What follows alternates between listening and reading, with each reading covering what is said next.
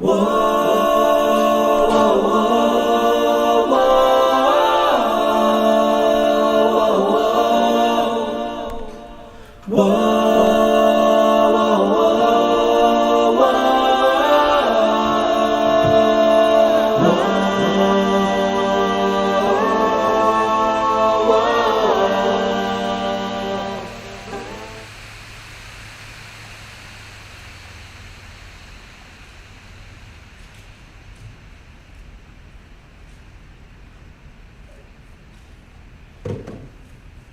right. Shabbat shalom, everybody. I'm starting prayer. Dear Heavenly Father, we thank you for another day. We ask for you to forgive us of our sins, the sins of our ancestors, Father. Help us to be greater than the 7 things that you hate, Father. We ask for you to lead us and guide us into all truth, Father, and to help us to be aware of the deceptions, of the traps of the enemy, Father. We are your people. Please remember your covenant that you have with Abraham, Isaac, and Jacob, Father. In Yahushua's name we pray. Amen.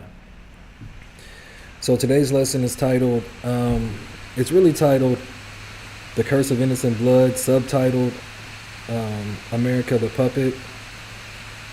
I don't have a lot of scripts today. We have some videos to go over, but when you're talking about the curse of innocent blood, it's imperative that you always go back to the law. And so in that, we're going to go to Deuteronomy 19. And we're going to start at verse 1.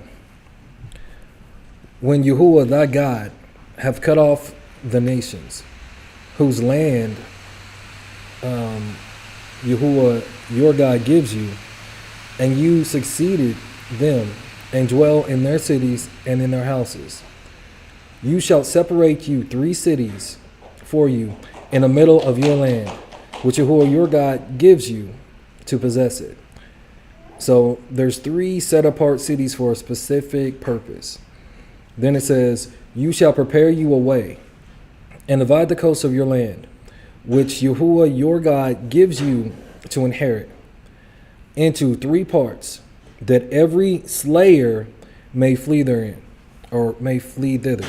So back in olden days, there were what they call sanctuary cities, where if a man accidentally murdered or killed somebody, that they could run to, right?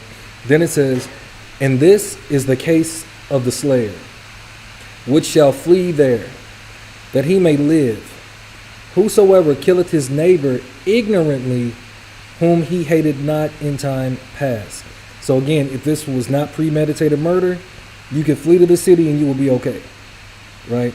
Then he says, as when a man goeth into the wood with his neighbor to hew wood, or to cut down wood, and his hand fletcheth a stroke with the axe to cut down the tree, and the head slippeth from the helve, and lighteth upon his neighbor, that he shall die. He shall flee unto one of those cities and live. Because again, we know that accidents happen. So this was just a righteous way for people to live if you accidentally kill somebody. Now, again, today's lesson is about the curse of innocent blood. Because if you're not aware of it or not, America has got a lot of innocent blood on its hands. And through their sorcery, witchcraft, propaganda, and news media, we have all become partakers in it because we believed all of the lies that they spin and that they keep spinning, right? So then he says, lest the avenger of the blood pursue the slayer, while his heart is hot, and overtake him, because the way is long, and slay him, whereas he was not worthy of death, inasmuch as he hated him not in times past. So again, if you accidentally kill somebody, there was a place for you to go for safety. Unlike here in America, you're supposed to be innocent until proven guilty. You're really, especially if you're not of a certain hue or color, you're really guilty until proven innocent for a lot of cases. Wherefore I command you, saying, you shall separate 3 cities for you. And if Yahuwah your God enlarge your coast, and he sworn, as he sworn unto your fathers, and give you all the land which he promised to give unto your fathers. So that strip of land that they're claiming, that's not all of the inheritance, right? It's a lot bigger than that.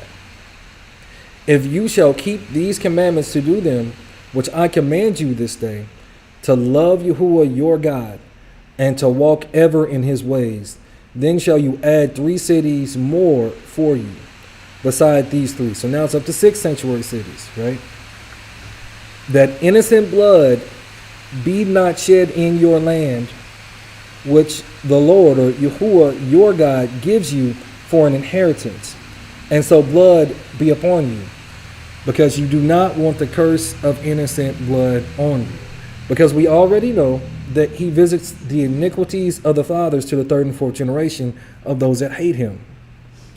How much more so now when we've been in captivity for hundreds of years? And then when you think about a Holocaust, right? Think about what's going on over there now and all of the innocent people that's dying. So in that land, right, where the state of Israel's at, there is a law about innocent blood. You cannot slay people innocently, or that curse will be upon you. That's why he has 6, we're up to 6 now, sanctuary cities, right? That's the law of the land. You cannot kill or murder somebody innocently. Then he says, but if any man hate his neighbor and lie in wait for him and rise up against him and smite him and mortally that he die, and fleeth into one of these cities, then the elders of his city shall send and fetch him there, or thence, and deliver him into the hand of the avenger of blood, that he may die. So you see how righteous this is. He creates these sanctuary cities to where if it's an accident, you can live things out and you can eventually be judged. But you're judged by the elders, which are supposed to be the wisest people of the city that you're living in, right? And if you slay somebody and it's not innocently, then these same elders will fetch you and let an avenger end you. Thine eye shall not pity him, but you shall put away the guilt of innocent blood from Israel, that it may go well with you. So there's a guilt that's compounded with this innocent blood. It's a curse. There is never supposed to be innocent blood shed in the land of Israel, right? And you see what's going on with this Palestinian deception. They're literally murdering all of these innocent people. But because they control the media, they have the world believing a lie. So here in a little bit, we're going to watch some videos about it, or at least one video about it. It's a short. So then he says, you shall not remove your neighbor's landmark, which they of old time have set in thine or your inheritance, which you shall inherit in the land that Yahuwah your God gives you to possess it. One witness shall not rise up against a man for any iniquity, or for any sin, in any sin that he sinneth. At the mouth of 2 witnesses, or at the mouth of 3 witnesses, shall the matter be established. So again, it can't just be one person's word against another. You got to have witnesses. It's got to be plural, right? Out of the mouth of 2 or 3 witnesses. Then he says, if a false witness rise up against any man to testify against him that which is wrong, then both the men which between whom the controversy is shall stand before Yahuwah, before the priests and the judges, which shall be in those days. And the judges shall make diligent inquisition. So they're really going to inquire about this thing. And behold, if the witness be a false witness and have testified falsely against his brother, just like they do in the media, just saying, then shall you do unto him as he had thought to have done unto his brother. So this is how righteous this law is that they tell you to get away from.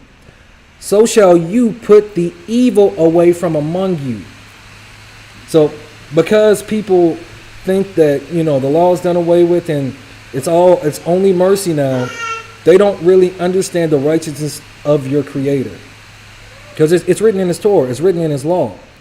And then he says, and those which remain shall hear and fear, and shall henceforth commit no more any such evil among you. So these people will become examples to make sure that nobody else tries to rise up to do an evil thing. And your evil shall not pity, and thine eye shall not pity that person who got that judgment. But life shall go for life, eye for eye, tooth for tooth, hand for hand, foot for foot. tit for tat. It's not always about turning the other cheek. It's not. We serve a righteous creator. So now let's go to Proverbs 6. Proverbs 6. And we're going to start on verse 16. And we're going to go through verse 20. These 6 things doth Yahuwah hate. 7 are an abomination unto him. A proud look. A lying tongue. That's what they do in the media. And hands that shed innocent blood. The Most High hates when innocent blood gets shed. There will be a recompense. Especially on America, because we do Israel's bidding, right? We do evil's bidding. Then he says, an heart that deviseth wicked imaginations. Feet that be swift in running to mischief. But you got to think, proud looks. Think about the American people when they think about every other country in the world. Think about the song, I'm proud to be an American. That's the nature, that's the spirit that's on people. It's a boastful spirit of pride that they think that they could never get taken over. America's days are numbered. And again, talking about a lying tongue, that's all the media does. So the powers that should not be, that control the media, they have a judgment that's coming. And innocent blood gets shed every day. I mean, you can't turn on the doggone news. You can't get on social media without seeing it. And it's like there's no justice, there's no judgment. But I'm telling you, judgment day is coming. Then he says, a false witness that speaketh lies. So think about the pandemic that we all just survived, right? A few years ago. Think about all of the false witnesses, Fauci and all these other people that they put in front of us to spew the lies of it. You think they're going to get away with it. I'm telling you, they're not going to get away with it. He says, a false witness that speaketh lies, and he that soweth discord among brethren. So people that you know that's just messy in everybody's business, always starting something. Anytime you see them with some kind of drama going on, they're going to get judged behind that. They're not going to be able to escape that judgment because that's in their nature. And the Most High has not purged their hearts. Then in verse 20, he says, my son, keep your father's commandment and forsake not the law of your mother. Because when you don't listen to your parents, right, like it's talking about right here, you'll do whatever you want to do. You're going to do the 7 things that the Most High hates, which is what America has been doing at the behest of the state of Israel. Right? So we're going to keep going. We're going to go to Numbers 35. I'm trying to hurry up and get to these videos. And we're going to go to verses 30 through 34. Whoso killeth any person, the murderer shall be put to death by the mouth of witnesses. But one witness shall not testify against any person to cause him to die. Right? So if you murder somebody, you're going to get put to death as long as there's 2 witnesses. Moreover, you shall take no satisfaction for the life of a murderer. So you shouldn't be crying over murderers when they get the judgment that they've earned. So moreover, you shall take no satisfaction for the life of a murderer, which is guilty of death. But he shall surely be put to death. So for these holocausts that's going on in Palestine right now, and for the genocides going on across the world, I'm telling you, their judgment day is coming. The only way you can purify a land of innocent blood is when the perpetrators' blood gets shed. That's the only way to purify it. And you shall take no satisfaction for him that is fled to the city of his refuge, right? Sanctuary or refuge cities, that he should come again to dwell in the land until the death of the priest, right, at that time, or the judge at that time. So you shall not pollute the land wherein you are. That is a holy land that must not be polluted, or it will spew the people out. Talking about the border of wickedness over there. For blood, it defileth the land, and the land cannot be cleansed of the blood that is shed therein, but by the blood of him that shed it. This is in the law. If you kill people innocently, your blood or one of the bloodlines of your descendants is going to be required. Defile not therefore the land which you shall inhabit, wherein I dwell. For I, Yahuwah, dwell among the children of Israel. So in the coming days, we're going to see if the Most High really dwells in the land with those people. Because we know that they're counterfeits. We know that they're imposters. We know that we're not in the land. So all of this confusion about all this prophecy being fulfilled, everyone going crazy, it's madness. Utter madness. But let's get into some of these videos, right? But before we get into these videos, we got to say fair use. This is for educational and training purposes. Protected by 17 USC 107. All right. So let's get into this first video. Make sure that's still on. It is. Okay, good.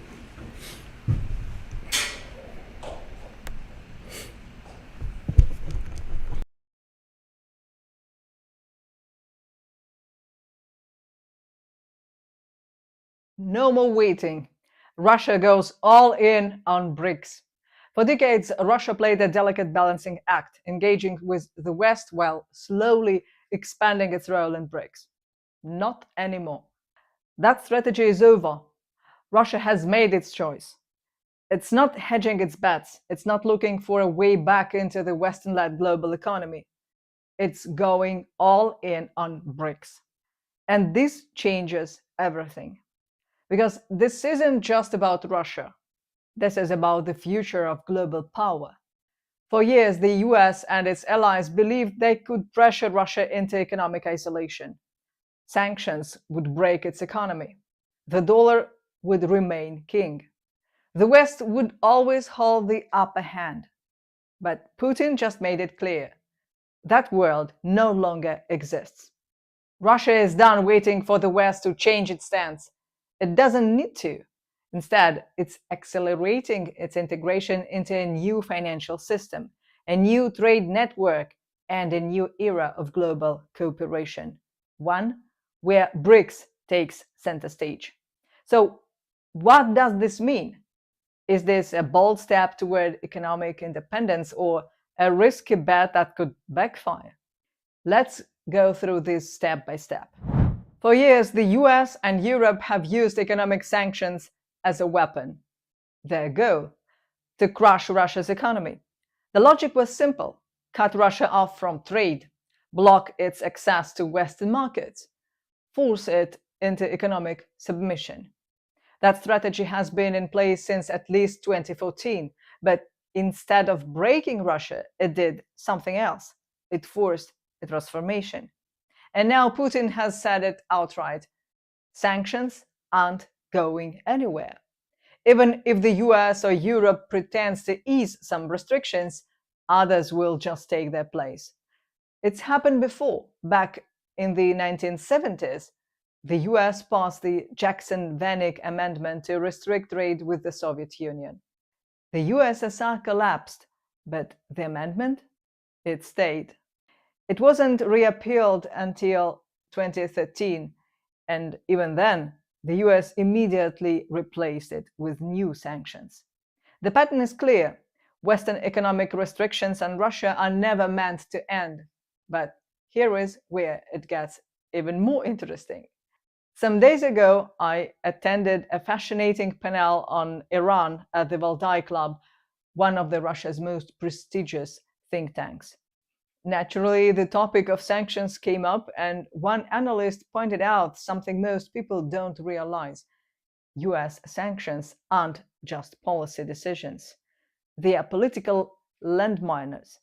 A president can't just erase them with an executive order. Lifting them requires a vote in Congress, and in today's Washington, that's nearly impossible. Just look at the latest Russia-US peace talks in Saudi Arabia over Ukraine. Reports say Russia proposed a trade, readmit a few of its banks into SWIFT in exchange for a Black Sea grain deal. And the US? They agreed. But here is the catch: that doesn't mean it will happen. Because even though the US holds the most influence on SWIFT's board, it still has to deal with Europe. And Europe? It's unpredictable. emotional, even self-destructive when it comes to Russia. So even if some grand diplomatic breakthrough happened, even if relations somehow improved, these sanctions, they wouldn't just disappear. And Putin knows it. That's why Russia isn't waiting for a political miracle. It's moving forward on its own terms. It's no longer hoping for a return to business as usual. It's building a new economic order, one that no longer depends on the West. This shift isn't just about avoiding sanctions, it's about something bigger: economic sovereignty. Russia is now prioritizing its own industries, manufacturing, energy, defense, and technology over globalist policies. For decades, Moscow followed a hybrid economic model, blending state control with Western style capitalism. That model is being replaced. The goal now? Self-efficiency. If foreign companies pull out of Russia, Russian businesses replace them. If Western investors leave, domestic investment increases.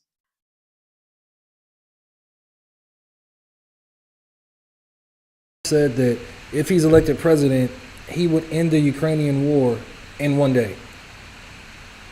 We're 100 and some odd days into his reign, and this stuff is still going on.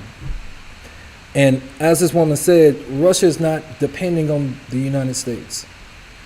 We know about BRICS and the other nations in BRICS, but these countries are forming their own economic base without the West.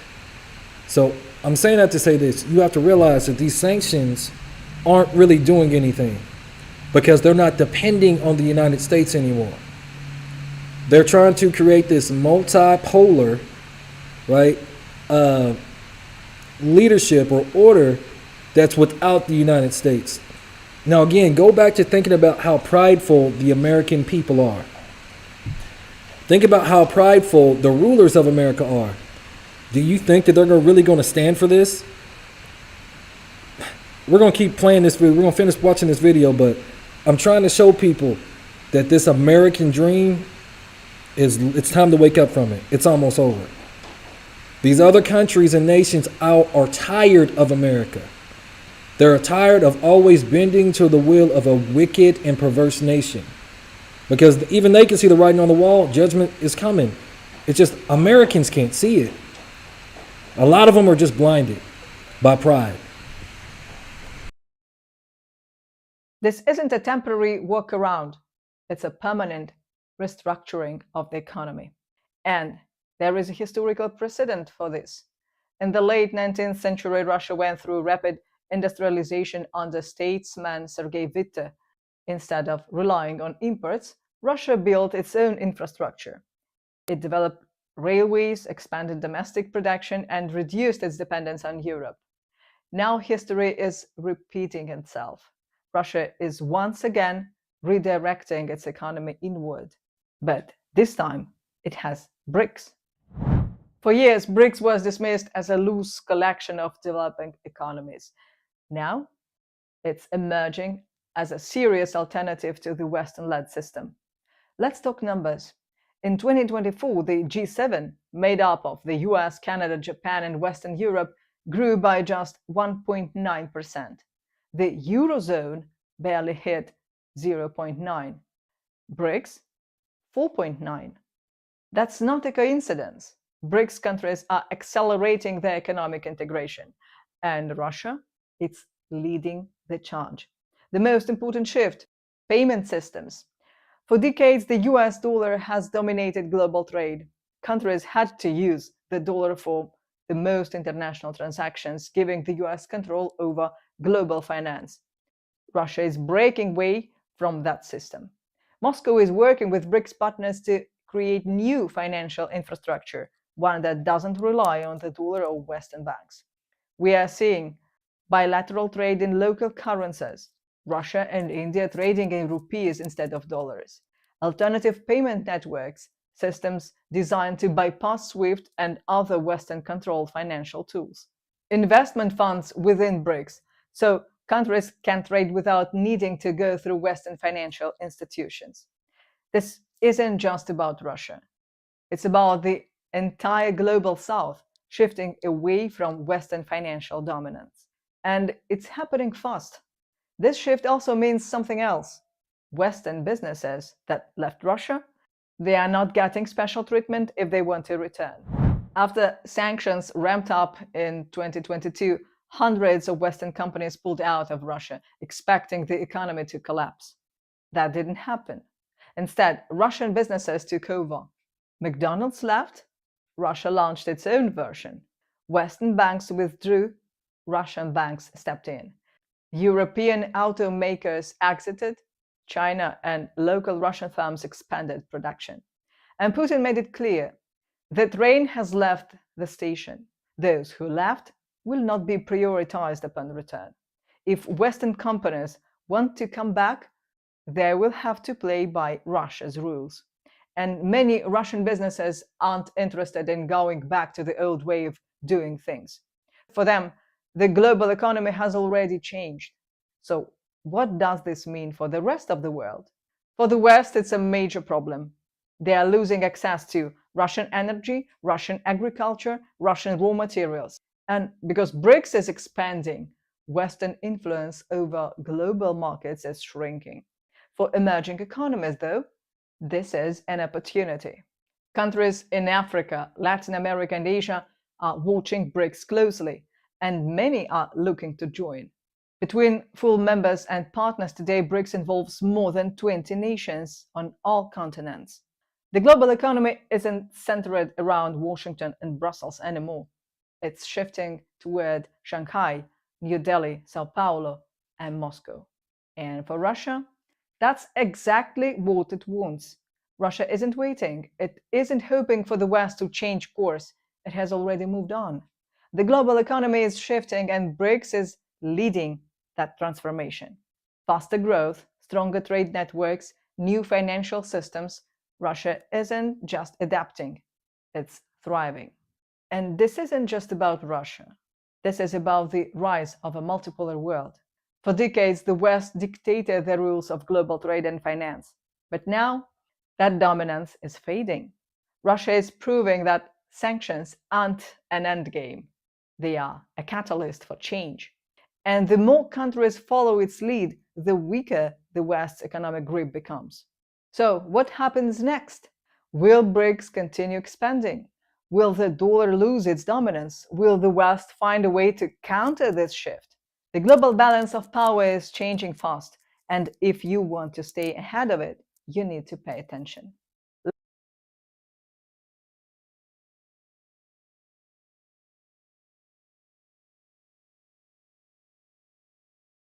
Attention to what's going on the global scale.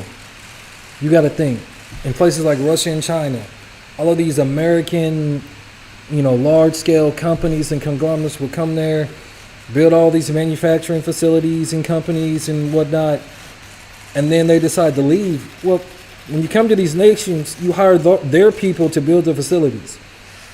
So they know how to copy everything. So they don't need America. They started replacing those companies once they left. And it's not just Russia. You heard how she said Shanghai and China and the other BRICS nations. This is why, like when Trump put that pause on all of the other nations except China, I'm paying attention. I'm like, okay, so what's the point in tariffing all these countries into oblivion? Because America is trying to rule out of fear. And that fear, it's not working anymore. That tactic is not going to work anymore. That's why you don't see Trump really coming at Putin like that. He actually started siding with Vladimir Putin over Zelensky. Why? Why would he do that? Because he knows if you're trying to go against Russia and China, especially right now at the same time, that's a really bad idea. They have their own financial systems. That's why the people that own the banks that control America, that's why they're so worried right now. Because it's a system that's outside of their control, outside of them printing and making the money. This whole thing is about control and power. And again, America has become the puppet. And so many of the American people don't realize that there's a curse of innocent blood on all of us, right? Because we keep continuing to believe the lie. in American supremacy, again, and that America can't fall, and that America always does the right thing, by golly. And that's a whole lie. But wait, there's another video. No more waiting. Russia go. So then now China retaliates, right? So I think Trump put like 145% tariff on China. So you think China's just going to capitulate, or you think they're going to retaliate? Let's find out. That is the opening bell on the New York Stock Exchange this Friday. President Trump's trade war is intensifying with China, raising tariffs on U.S. goods to 125% starting tomorrow.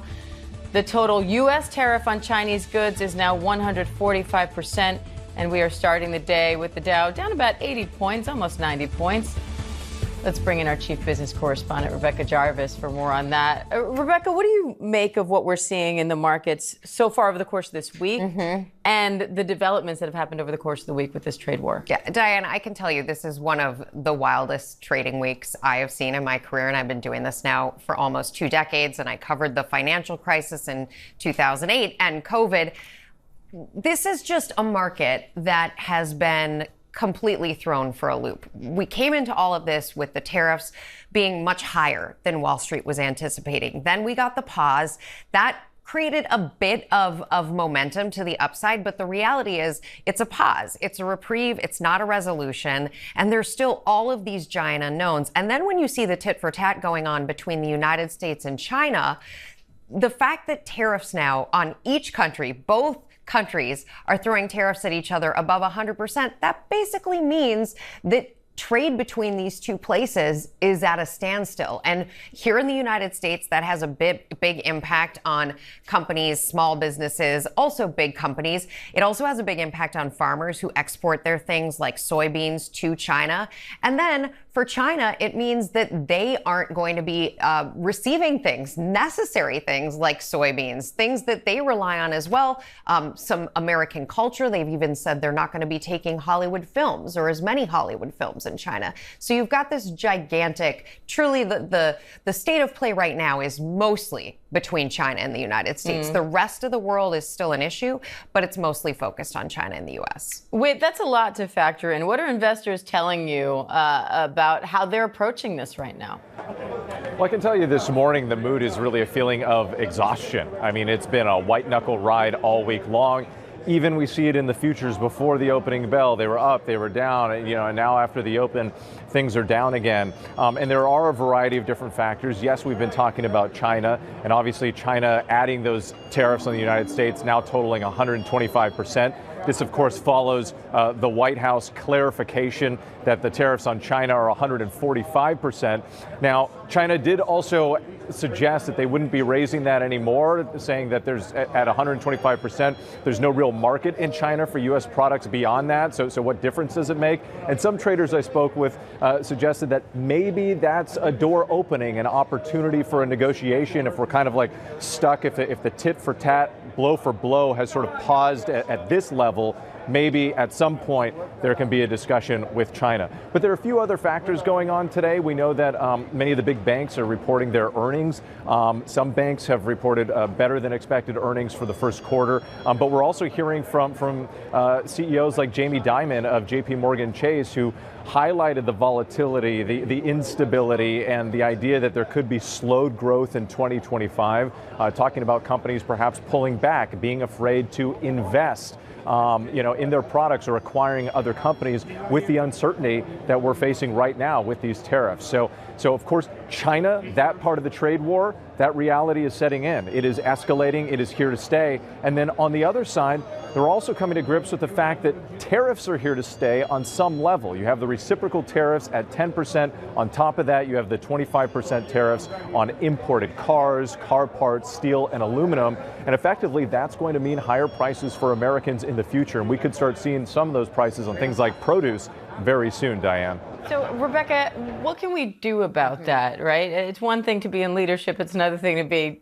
just us trying to figure out how we navigate all this. So Yes. for the average American household, what can they do? You have to think about the things that you can control. There's an entire ballgame happening out there, and it's creating havoc for potentially your 401k. If you're looking at that 401k, number one is to think of it as long term. That's why 401ks are meant to be invested over the long term. I recognize that's easier said than done if you're approaching retirement right now. For people who have a nest egg outside of the market, not a 401k or an IRA, put that money into a high yield savings account by an FDIC backed bank or into a CD. You have to be willing to part with the money for a while. But in that case, you're looking at guaranteed upside as much as 4, even 5% more safe in an FDIC-backed bank. And then when you think about your buying and your spending, there's certainly ways that you can be more budget conscious, but you can also be looking at the fact that, as you just heard there from Whit, some places like groceries are potentially are seeing the increases very near term, but other areas, clothes, shoes, autos, these are areas that might not hit as quickly, maybe in the next couple of months. So if you are thinking, hey, our car needs a repair, take it to the mechanic today instead of waiting for the next 3 months. Also, purchases that you might need to make 3 months, 4 months, 6 months from now, if you have the budget, and of course, that's a really important part. Don't take on new credit card debt, because credit card debt is more expensive than the tariffs are at this point, given where APRs are. Make some purchases now. I'm not talking about stockpiling or panicking. I'm saying if you know an expense is coming up, you might as well make that purchase now. All right, Whit Johnson, Rebecca Jarvis, thank you both.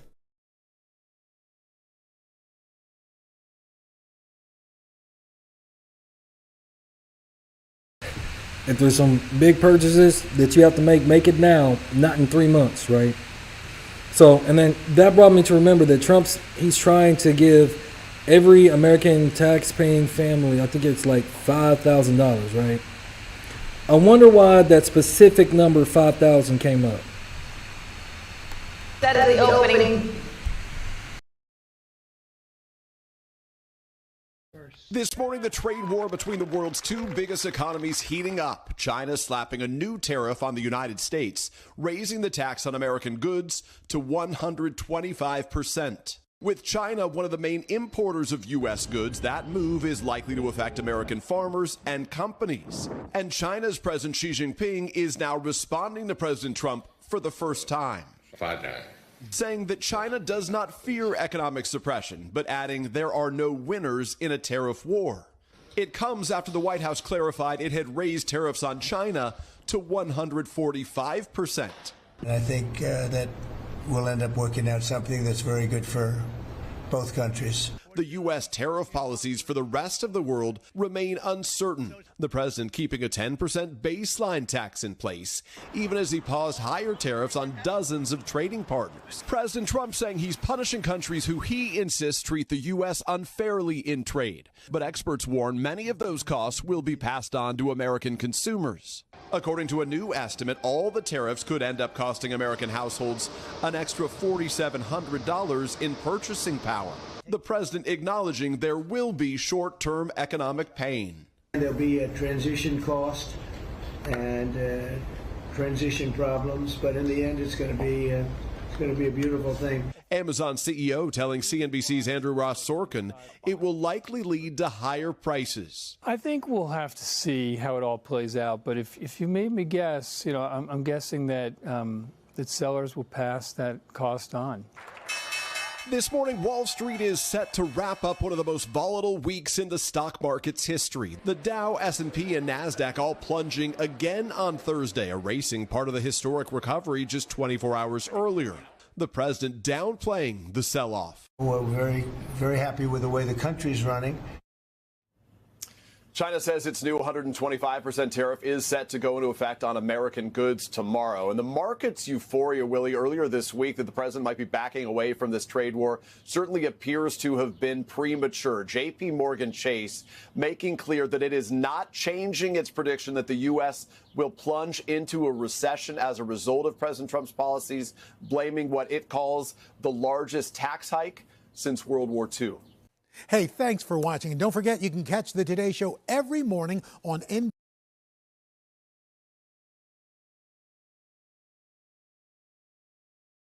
$5,000. Well, all of these tariffs now is going to cost you $4,700. So you get 300 extra bucks. He's trying to level off the inflation.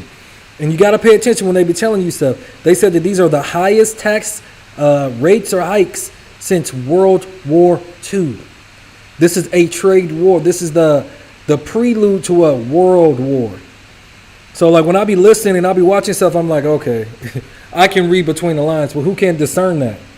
They're trying to tell you, if you got some big ticket items that you need to get it now, because in 3 to 6 months from now, it's going to be too expensive. It's probably going to be outside your budget. You better hope that for those of y'all that worship the president, that, you know, he comes through for y'all. Because there's a lot of people that literally worship him like he's a god. And that's idolatry. That's blasphemy. Saying that to say this, though, the president of China literally said, we don't fear your sanctions. He don't care.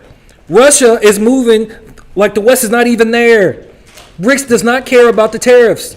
You know why? They're bartering, right? They're doing business within each other, right? Using the countries of the quote-unquote global south, which make up the majority actually of the actual world of people, right? America, I think they said America only has about 4 to 5% of the population on Earth. The BRICS nations is like 60 to 70% of the world. And America thinks that it can keep ruling any way that it sees fit. I'm telling you, the American empire, you're watching it's a slow burn, but you're watching the fall. But do you have eyes to see and ears to hear it, right? Because again, just like the president of China said, nobody wins a tariff war. Nobody wins it. And the people are the ones that pay for the tariffs. So he can tariff whoever he wants to oblivion. If they're still doing business with America, we, the consumers, are the ones that are going to pay for those tariffs. So don't believe those lies when he be talking about, oh, you're not going to pay it. Those countries are going to pay it. No, because they're going to raise the prices up to cover the tariffs. And who pays for the products? We do. Wake up, people. This stuff be crazy. And it be simple stuff. So now we're going to talk about America being the puppet. So this portion we're going to watch this Candace Owen video where they go over JFK and the dark side of the state of Israel, right? Because whether people believe it or not, there is a dark side to these people. It's very dark and it's grotesque. And if you knew about it, I wonder if you would be trying to pledge allegiance to them, because they be into some dark and wicked, evil stuff, right? All right, let's go. You connect a lot of dots between like Israel and media, right? But do you think that it's just capitalism? Like, don't you think a lot of times it's just business, and that's how business works, is that they're, like it's one of the side effects of capitalism? If that were the case, so the reason why this is different is because Israel is actually the exception. They are the only country that's allowed to lobby Americans. Like everyone else has to register as, a foreign agent.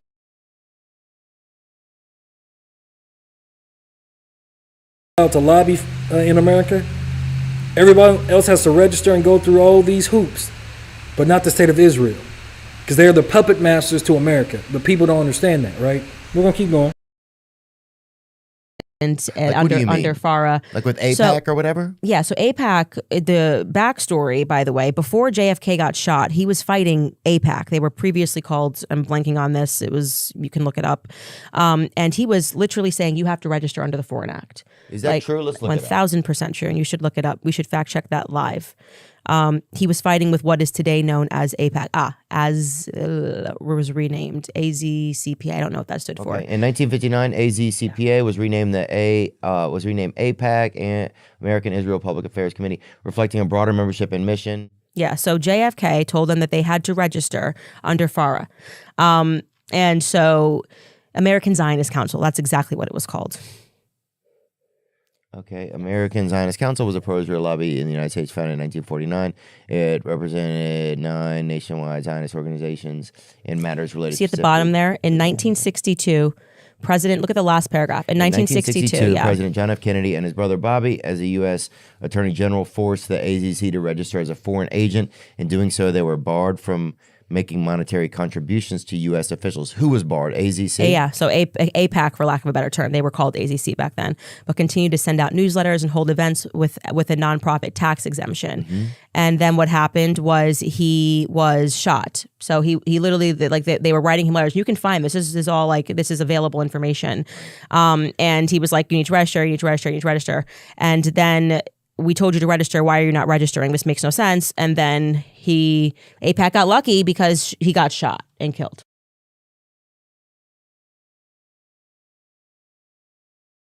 He starts going against APAC, starts talking about JFK, starts telling them that they have to register. He was actually bringing the American monetary system back to the greenbacks, where we would create our own money and wouldn't have to use the banking cartel, as they're called now, that run the world. Shortly after that, he gets assassinated. What a coincidence. Now they don't have to register and they can just lobby and do whatever. So there's a JFK assassination connection to all of that also.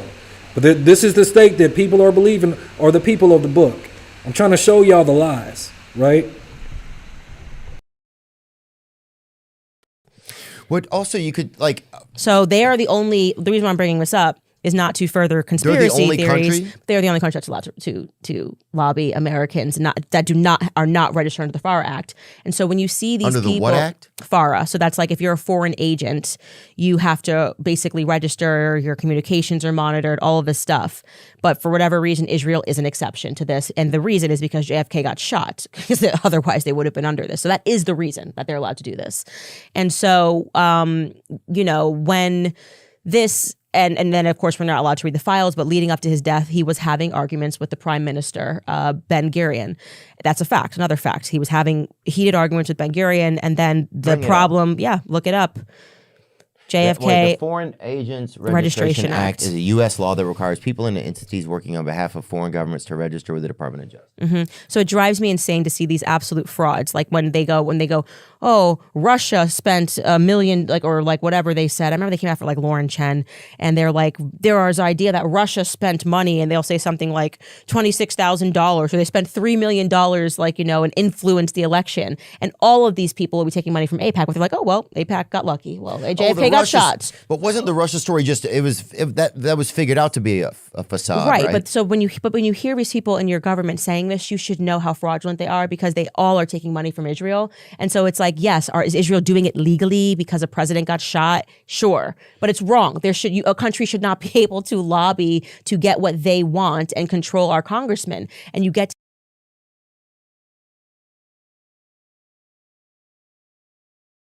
lobbyists is they literally lobby politicians and certain organizations to create any type of agenda or propaganda to push it forward. In every election that you see, there are lobbyists. APAC is the only one that doesn't have to register, and they can lobby however many people for however much money they want to. The government doesn't follow them, doesn't scrutinize them, doesn't background check them or anything. They are the ones that are behind the scenes of America, controlling everything, right? Again, America, the puppet, right? to see them flex that muscle, like TikTok and things of nature, when they are now interfering with our speech, and they'll get laws passed really quickly. It allows literally a foreign country to make decisions in our nation. Lobbying should just not be allowed, full stop. So instead they go, oh, well, you're focusing on it because they're Jewish. No, you're just the only country that's allowed to do it. I would feel the same way if there was a Chinese lobby that was spending. To do it? No, there's no other country that's allowed to do this but Israel. Only AIPAC. There's no other country that everyone else has to register under the FARA Act, and that changes things significantly. AIPAC is the only, American Israel PAC, whatever it is, that's allowed to spend $100 million in our elections and not be called names. Like if could you imagine if Russia spent $100 million in our elections? If there was like a Russia PAC or a Chinese PAC, and they were just allowed to spend that kind of money to lobby and pay our politicians to say things and to believe in things, and that should make people angry. Like that should make people angry, irrespective. Like I said, it could be any country. Unless, right, I agree with you that it's amazing. Or let them all do it. Right. If like America is owned by Israel or something, or part ownership or whatever, just tell us that. Right. Well, they don't want to. Like that's a weird thing I don't understand. Like because then you wouldn't sign up for wars.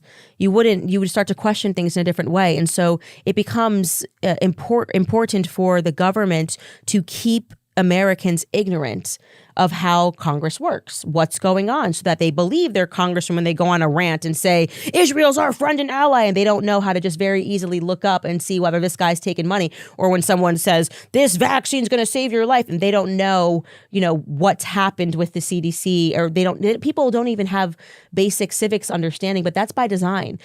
Like, because I don't like what Israel, like their space in Gaza, right? Like that to me is just like seems super tyrannical. But didn't they just come up with a thing today about the ICC? They can't prosecute Netanyahu? Yeah, because he runs shit. Is that today? Yeah, he's like the ultimate crank.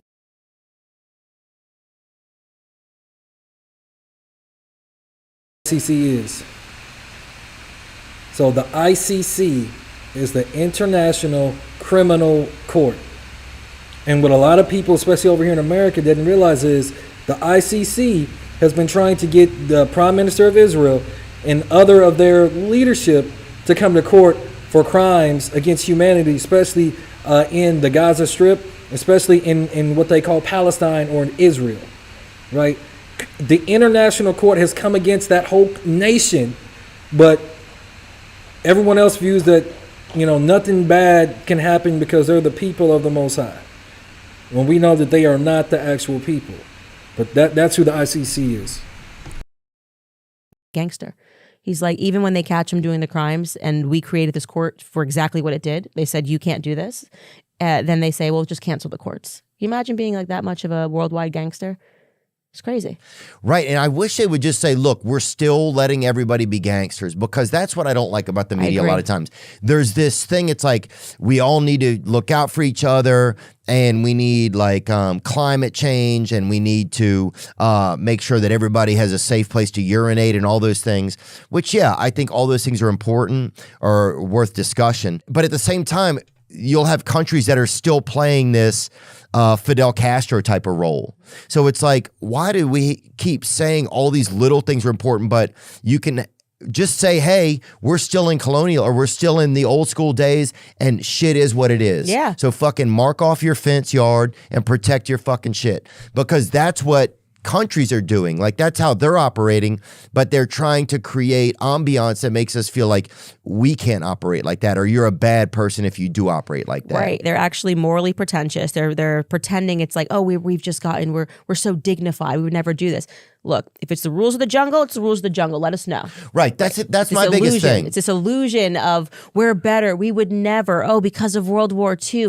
You're doing all of it, right? You're violating every single one of these codes that you put into place. And if you're going to do it because I'm big and you're small, then say that. So like the small guys know what's up. It's the rules of the jungle. That's my thing. I just want to know what the rules are. If America is owned by China and Israel and Taiwan, just tell me that. Let me know, like, because at a certain point, if you keep, What you're talking about, by the way, there's a term for it. It's called real politicking. Real politicking? Yeah. So I did That's like all I want. I foreign just want to policy know. paper. It's like, I'd rather know that we're working with cartels in South America, because we are, right? Yeah. And like, that's cool, CIA, like whatever. But just like, please stop the pretentious, your face. Oof. Oof, Yeah, that's scoffing. the American government. It's the scoffing. We would never. Yes, you would. Yes, you have, and yes, you are. And people that know real politicking. Let me look at real politicking. Yeah. Is the approach of conducting diplomatic or political policies based primarily on considerations of given circumstances and factors, rather than strictly following ideological, moral, or ethical premises. Right. And so if they're like, yeah, here's the thing, cartels are getting big in the South. And so, yeah, morally, we shouldn't work with the cartels.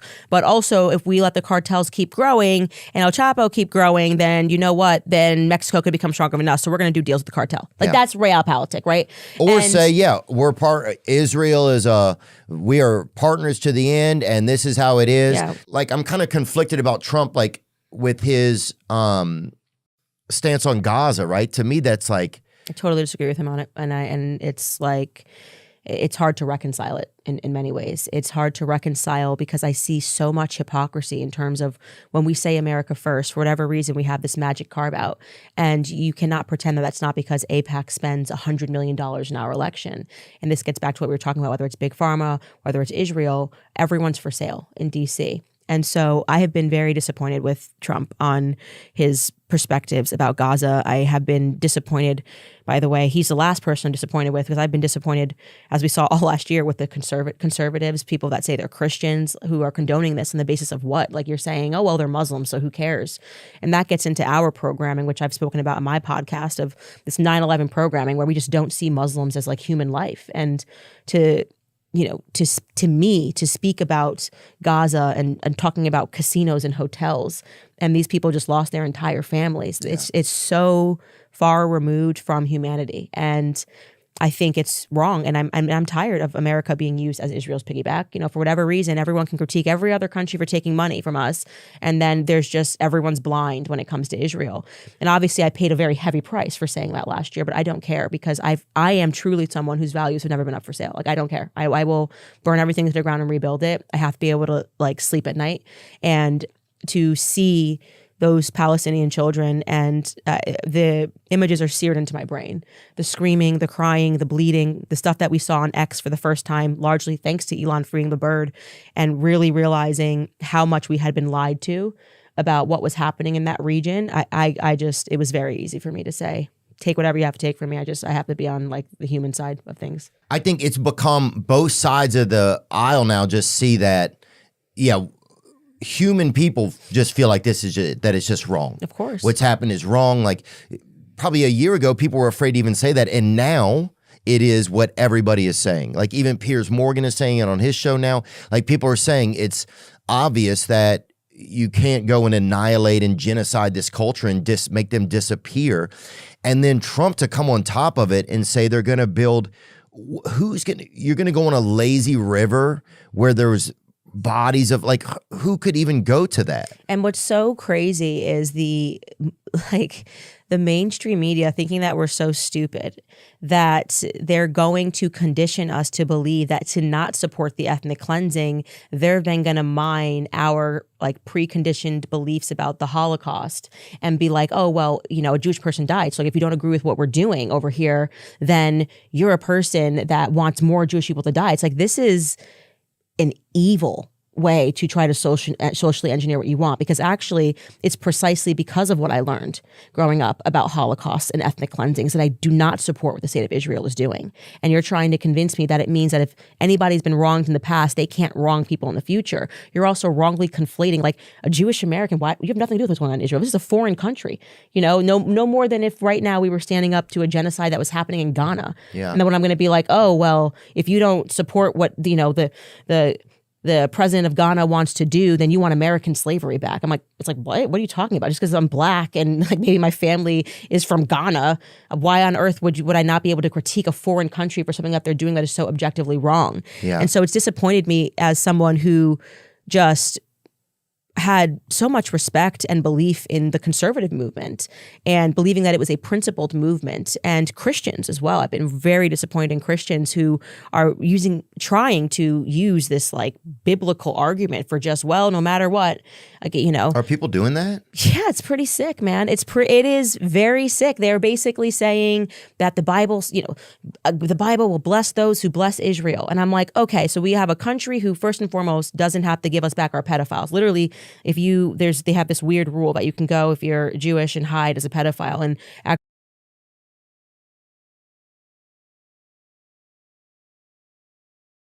Now, she's about to go into some of the stuff that you can do over in that land. And we know that, what is it? It was the term for a temple prostitute in the quote-unquote Old Testament would be a man that was grooming a child or a young boy for that type of activity of the word that she just said. I'm not going to repeat it. But she just claimed that if you are one of those people here in America, you can go and flee back over there and then they'll accept you. Now, that's supposed to be the Holy Land, right? That doesn't sound very holy to me. Yeah. So that means that there's no, jurisdiction. extradition. There's no extradition law over there, right? So you get caught up in some dumb stuff like that over here, you can go back into the land, and then there's nothing America can do about it, and they won't bring them back over here, right? But let's keep going.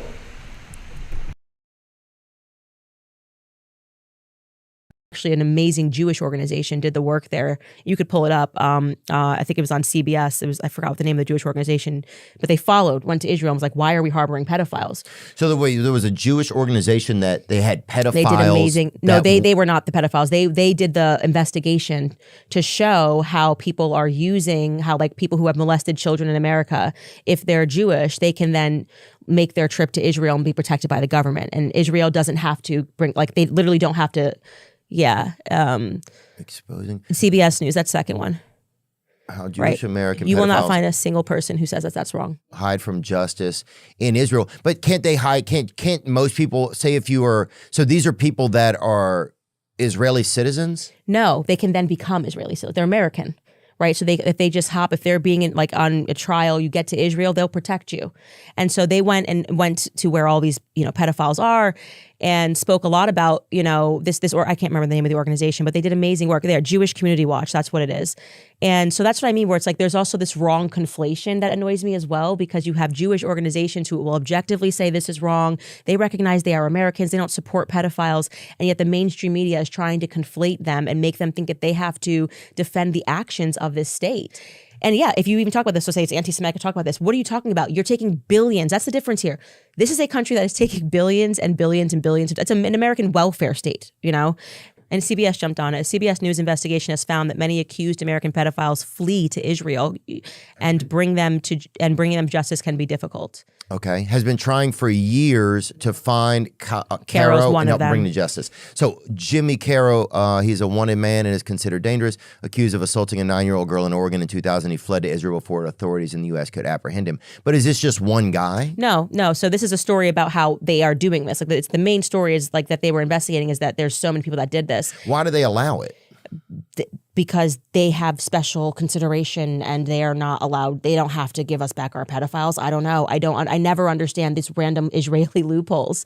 And it's ridiculous. And the fact that they can just call people anti-Semitic, it's just like a sweeping allegation. How dare you notice that this is happening over here? You anti-Semite. And it's like, we have every right to critique this nation because you take money from us, especially, right? That means when we go to work and taxes are being taken away, we're paying to support this. Well, and then we're being gaslit by the media who's telling us that critiquing them in any way is an act of hatred for Jews, which is just such a nonsense. Oh, I don't like that Netanyahu guy, man. I hate him. That guy seems like an evil guy to me, and I think he's seemed like that to most people now because of, mostly I think it's just like nobody wants war or anything, and we're lucky to live in a place where, Tennessee's not at war with Kentucky, so there's not like the risk every day or night of things flying over, the fence. But I've thought that America is a kind of like a shell company sometimes. Yeah. But maybe it's always just been that way. Like, that's the thing. Like, maybe it's always been that way. Maybe it isn't. I just would like to know what it is, right? So then it's like you can operate within the reality of things. Yeah. But then also people say that, like, well, why do you think there's such a strong relationship between the two countries then? Blackmail. I think blackmail. And I think this is the reason why we don't get to open the Epstein files. We don't get to open the JFK files. And I think it's a form of gaslighting us to pretend that our special friend and ally isn't just and by the way, parking aside America, other countries too. You investigate anything. I'm investigating Brigitte Macron, and Israeli blackmail comes up in Morocco. Israeli blackmail comes up in. So to pretend that we don't know that Israel is involved in blackmail operations is foolish. And again, I think all countries are probably involved in them. And I think that they have been they have gotten it down to a science. And there's no question in my mind that like sexual blackmail is what Jeffrey Epstein was involved in. And I don't know if that means these people don't know when they go to these parties that the girls are underage, and then it's like, haha, we've got you on tape, whatever it is. And we can even, taking a look at the Diddy case, blackmail, these powerful blackmail operations are definitely operating. And that's actual blackmail too. Yeah, it's true blackmail. If you have hidden cameras and you're capturing people doing drugs and sleeping with underage people. So I think these are blackmail operations, and I think they've been going on for decades in America. I think it was Jeffrey Sachs who spoke really well about that, the history of that on Tucker Carlson's show. And he's Jewish. And that's what I hate about it. It's trying to make Jewish Americans think that they have to defend the country is so ridiculous. I am not required to, if my family goes back to Uganda, I'm not required to defend Uganda as a state. I'm sorry, I'm an American, and I think what you're doing is wrong. If it doesn't really matter, you know. And you're right to say that it's sort of this circumstance where everybody knows something is going on and they think they're just going to keep gaslighting us. It's so weird. Like they're just going to go, nothing's going on. Nothing. There's just everybody woke up one day and decided to be Hitler. Like that's what the media is basically accusing us of, for like noticing a lot of dead people, like a lot of dead women and children. And that's failing. And by the way, I think that is the reason. I don't regret them doing that, because it's the reason why podcasts like the mainstream media, you know, this like effort to just keep smearing, libeling people for noticing basic human things. And I don't regret it, because I think it's the reason that trust with them has been fractured. I'm grateful that people no longer believe them. I'm grateful that now people are going to independent podcasts. And when we go on to Spotify, you see like Tucker Carlson, Candace Owens. That means that for holding on to just like basic human values and being willing to talk about issues in a way and not pretend that your audiences are stupid and not seeing what you're we've earned their trust, you know. And I don't want to fumble that ball. Like I want to always say, even if I don't know something, and sometimes I can't speak on it, that I don't know everything, but I'm willing to find out before I speak on it, or at least have the conversation and not treat you like you're an idiot and I'm like the authority. Yeah, I just can't learn at a fast rate. That's one of my biggest issues, I think. Speaking about Epstein, right? How do you know he's not just a Jewish guy who was being perverted or whatever, and that he was doing business? Like, there's no real connection that he works for Israel, though.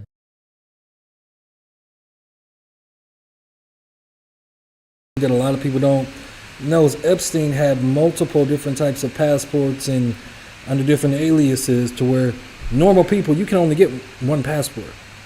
You can't have multiple passports for multiple different, you know, countries at a time, typically, right? So she's about to go into some truths about this also. Well, he had passports. Yeah. So, and then it's also his ties to Ghislaine Maxwell. Ghislaine's father, Robert Maxwell, the whole Mossad attended his funeral. He died in very weird circumstances. I don't think even people who are pro-Zionist would deny that he was obviously Israeli-American intelligence. And he had weird passports. I mean, he had like a Saudi Arabian passport, an Israeli passport, an American passport. Oh, he's perving then. And yeah, and under different names, by the way. He had working passports of these different countries with different names. You can't just get that. You know what I mean? You can't just get these passports without being connected to the intelligence services. And it was never made clear why he was so rich. So who was giving him all that money? Was this like black ops, our tax dollars going to give him this illusion of wealth and power so that he would party with all of these billionaires? And yes, you're right. Blackmail operations happen all across the world. I think America, in terms of just how America has been seized, that's the only explanation for how Israel's able to expand with such a small population. And like, somebody has to be fighting their wars. Somebody has to be funding them. We're funding them. So I think we've just become like the piggy bank to them. But how do you keep like, how do you keep your Jewish friends but have issues with like Israel and stuff like that? How do you manage that? I haven't, not even one Jewish friendship has ended, because it's very weird. Like the purpose of these advocacy groups. And Jewish agents set this up today too, I want to know. Yeah, but that's the point. Once you know people, they're not going to fall. You think I grew up in a very Jewish town. I grew up just outside of New York City. And all my best friends growing up were Jewish. It just happened to be the way that it was. And so like, you're not going to convince them, these people that like I was at their Rosh Hashanah dinner. Like I know Jewish prayers.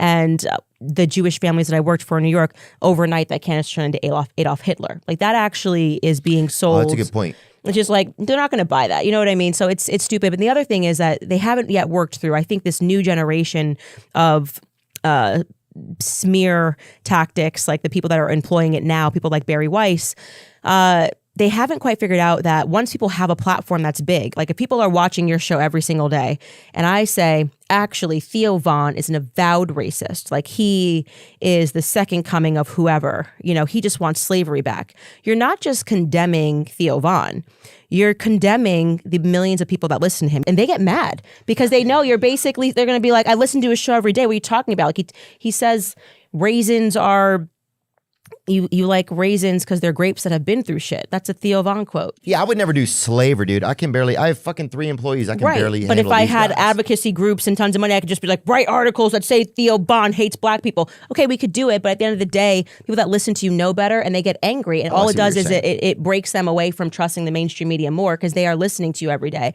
So I have the confidence in my followers. They know me. They know who I am.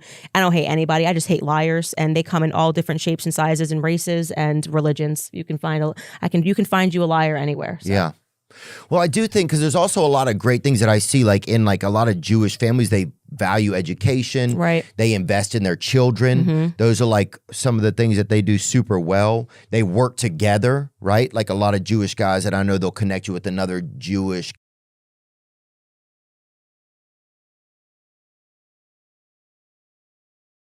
America accepts money.